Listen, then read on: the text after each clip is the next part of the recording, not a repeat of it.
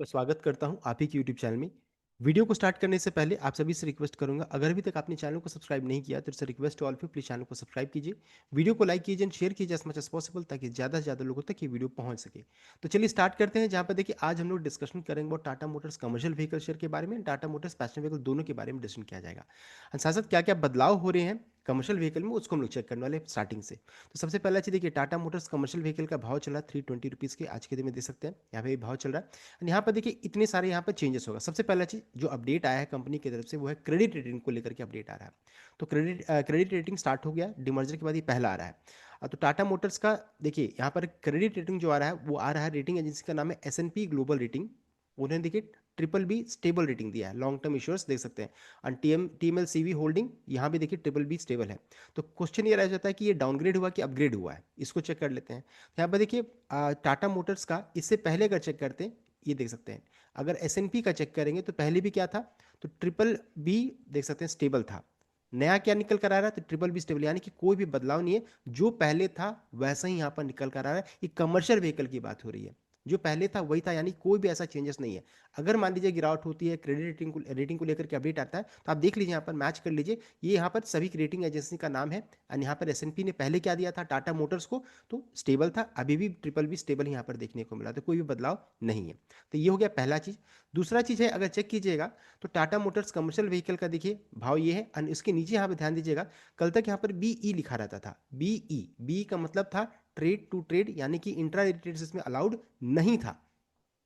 Same दिन में share को खरीद करके आप उसी दिन बेच नहीं सकते थे। अब लेकिन क्या रहा है, ये नॉर्मल ट्रेडिंग इसमें स्टार्ट हो रहा है। तो यहाँ पर ये बहुत ही बड़ा बदलाव है। अब यहाँ पर देखिए जो जो खाया था ना, नॉर्मल ट्रेडर्स जो रहता है, जो हर दिन इसमें ट्रेडिंग करते हैं, अब इसमें आएंगे, वॉल्यूम्स भी इसमें बढ़ेगा। इसमें बाइंग सेलिंग सब अब आज से नॉर्मल तरीके से स्टार्ट हो जाएगा। तो इस चीज़ को ध्यान दिएगा। देख सकते हैं BE कैटेगरी से हट रहा है ये। तो ये भी देखिए बहुत बड़ा बदलाव है, और इस कारण से आपको यहाँ पर अच्छा खासा देखिए प्राइस मोमेंटम देखने को मिलेगा। कल तक क्या था कि इसमें आपको स्प्रेड में मूव करता था, अचानक 10 रुपये गिर जाता था, अब है कि धीरे धीरे ऐसा आपको देखने को मिला, वॉल्यूम्स बढ़ेंगे अब से। तो इस चीज़ को ध्यान दीजिएगा। उसके अलावा जो रहता है एक बहुत ही बड़ा और बदलाव हो रहा है, वो है इसका प्राइस बैंड में आपको चेंजेस देखने को मिल रहा है। तो देखिए लिस्ट पूरा सामने आपके सामने में है, ये सभी कंपनीज का देखिए प्राइस बैंड आज के दिन में चेंज होता हुआ दिख रहा है। इसमें चेक कीजिएगा तो टाटा मोटर्स का नाम भी सामने निकल कर आ रहा है, देख सकते हैं सबसे नीचे यहाँ पर है। मैं इसको स्क्रॉल नीचे करता हूँ। देखिए टाटा मोटर्स का नाम यहाँ पर सामने है, जिसका प्राइस बैंड जो रहता है 20% का हो गया है। कल तक इसका प्राइस बैंड जो रहता है 10% का था। इस कारण से देखिए अब इसका रेंज जो रहता है ना, काफी बड़ा यहाँ पर आपको देखने को मिलेगा, अच्छा खासा रेंज बढ़ जाएगा। तो 20% के प्राइस बैंड में आज से यहाँ पर ये Tata Motors commercial vehicle trade करेगी।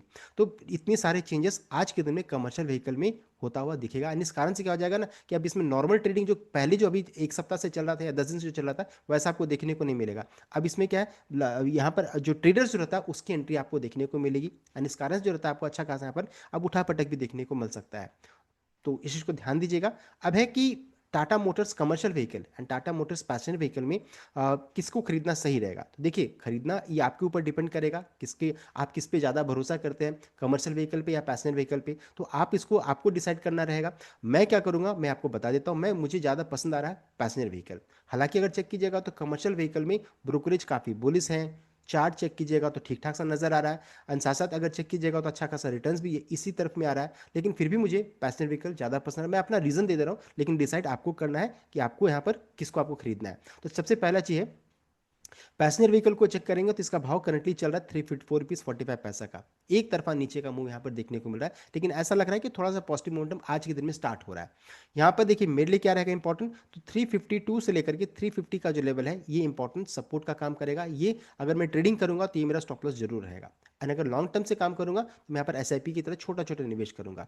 तो अब रीजन की ओर बढ़ते हैं कि क्यों मैं इसे पसंद कर रहा हूँ। उसके पीछे सबसे पहला रीजन है कि टाटा सियरा का देखिए लॉन्च ऑलरेडी हो चुका है, सक्सेसफुली लॉन्च हो चुका है। अब क्या होगा, पॉजिटिव एंड नेगेटिव फीडबैक यहाँ पर आना स्टार्ट होगा इस कार के बारे में। साथ साथ इसका डिमांड को लेकर के यहाँ पर अपडेट आएगा कि कैसा इसका डिमांड अभी मार्केट में चल रहा है। पहले भी इसका हुआ था, अच्छा खासा डिमांड था, तो मोस्ट प्रोबेबल चांसेस है पॉजिटिव फीडबैक देखने को मिले। तो ये लॉन्च यहाँ पर देखने को मिला, जो कि 25 नवंबर को ऑलरेडी हो चुका है। अब है कि महिंद्रा की तरफ से भी लॉन्च यहाँ पर होगा। तो पूरा वीक जो रहता है ये ऑटो सेक्टर के लिए इंपॉर्टेंट है।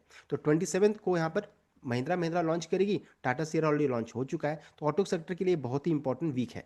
तो इसलिए थोड़ा सा मुझे यहाँ पर पॉजिटिव मोमेंटम मिलने का चांसेस लग रहा है। साथ ही साथ अगर चेक करेंगे Tata Motors passenger vehicle and commercial vehicle में, तो जो भी डिमर्जर से पहले जिन्होंने शेयर को खरीदा था टाटा मोटर्स का, मान लीजिए अपने 660 रुपये में भी खरीदा था ना, तो भी आप देखिए यहाँ पर पैसेंजर व्हीकल में 1 लाख के नुकसान में है। अगर आपने 1,000 शेयर खरीदा था तब की बात हो रही है, अगर आप 50 खरीदे उसके अनुसार आप निकाल सकते रेशियो। तो पैसेंजर व्हीकल में लोग नुकसान में यहाँ पर है, एंड कमर्शियल व्हीकल में चेक किया तो 1 लाख के प्रॉफिट में है। यानी 660 के रेट में भी कमर्शियल व्हीकल में प्रॉफिट में है एंड पैसेंजर व्हीकल में अच्छे खासे नुकसान में ऊपर के रेट में फंसे हुए हैं। यानी कि ज़्यादा करेक्टेड कौन है, तो पैसेंजर व्हीकल शेयर अच्छा खासा करेक्टेड है 50% से ज़्यादा। एंड कमर्शियल व्हीकल को चेक करेंगे तो इसका एक्चुअली भाव होना चाहिए था 205 से 206 के रेंज में, तब यहाँ पर देखिए नेट टू नेट बात होती, यहाँ पर वो 50% के प्रॉफिट में है। तो कभी भी कमर्शियल व्हीकल है मेरे अनुसार यहाँ पर प्रॉफिट बुकिंग आ सकता है, एंड यहाँ पर कभी भी बॉटमी यहाँ पर आपको देखने को मिल सकता है, यानी कि एक जगह पे जाकर को रुकेगा, अच्छी खासी फिर तेजी बन सकती है। ये मेरा व्यू है, मैं आपको कोई बाय सर्टिफिकेशन नहीं दे रहा हूँ। साथ साथ ब्रोकरेज का जो टारगेट है 380 के राउंड में है, तो जैसे उसके करीब में आएगा तो हो सकता है आपको थोड़ा प्रॉफिट बुकिंग देखने को मिल जाए। तो यहाँ पर इस चीज़ को ध्यान दीजिएगा, पैसेंजर व्हीकल में लोग लॉस में है, अच्छा खासा करेक्टेड है, कमर्शियल व्हीकल में अच्छे खासे प्रॉफिट में है। किसी भी भाव में ले लीजिए, जिन्होंने 550 में भी खरीदा था वो भी देखिए यहाँ पर नुकसान में कितना है, 24,000 के नुकसान में है, एंड इसमें 1,48,000 के प्रॉफिट में है। तो कमर्शियल व्हीकल में लोग प्रॉफिट में बैठे हुए हैं 50% का, एंड पैसेंजर व्हीकल में लॉस में है। इसलिए मैं पैसेंजर व्हीकल को ज़्यादा पसंद कर रहा हूँ in comparison to commercial vehicle. Reason मैंने आपको दे दिया है। इंपॉर्टेंट लेवल ऑलरेडी हम लोग ने डिस्कस कर लिए, ये मेरे लिए इंपॉर्टेंट लेवल रहेगा 352 से 349.70, ये मेरे लिए इंपॉर्टेंट लेवल है। मैं अगर ट्रेडिंग करूंगा तो ये मेरा स्टॉप लॉस जरूर रहेगा। साथ ही साथ अगर लॉन्ग टर्म पर्सपेक्टिव में यहाँ पर पहले ही बताया था कि मैं काम करने वाला हूँ, तो अगर मान लीजिए 200 शेयर मुझे खरीदना है तो 25-25 शेयर में खरीदता चले जाऊंगा, एंड एसआईपी की तरह छोटा छोटा निवेश करूंगा लॉन्ग टर्म पर्सपेक्टिव से, 2 3 4 साल के पॉइंट ऑफ व्यू से मैं काम करने वाला हूँ। बिकॉज लॉन्ग टर्म में मेरे अनुसार यहाँ पर पैसा बन सकता है। अगर आपको लगता है कि पैसेंजर व्हीकल कंपनी बंद हो जाएगी तो तब तो फिर अपने वॉचलिस्ट से ही इसको हटा दीजिए। तो मेरे अनुसार कंपनी कभी बंद नहीं होगी, और मैं यहाँ पर एसआईपी की तरह छोटा छोटा निवेश करूंगा। कमर्शियल व्हीकल में क्या है, तो ट्रेलिंग स्टॉप लॉस लगा कर आप जरूर लगाइएगा, बिकॉज यहाँ पर देखिए अच्छा खासा रिटर्न्स आ रहे हैं।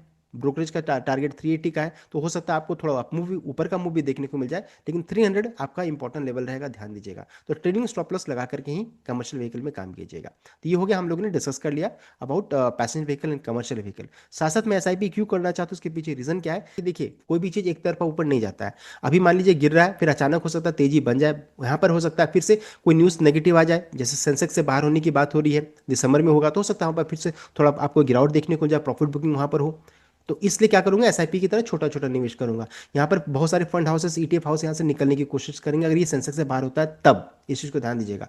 नेक्स्ट है जेएलआर का इंपैक्ट जो रहता है उसको लेकर के अपडेट आने लगेगा। ब्रोकरेज हो सकता है फिर कोई नेगेटिव यहाँ पर व्यू पॉइंट देने लगे, तो इसलिए क्या करूंगा, मैं बॉटनिंग आउट का भी इंतजार करूंगा, एक बॉटम बनेगा, उसके बाद जो रहता है यहाँ पर फिर खरीदारी बनेगी। तो यहाँ पर सबसे पहला चीज कहाँ पर बॉटम बनेगा, ये मैं यहाँ आपको बता नहीं सकता हूँ कि कहाँ पर बॉटम बनेगा, इसलिए मैं यहाँ पर एसआईपी की तरह छोटा छोटा निवेश करने की सोच रहा हूँ।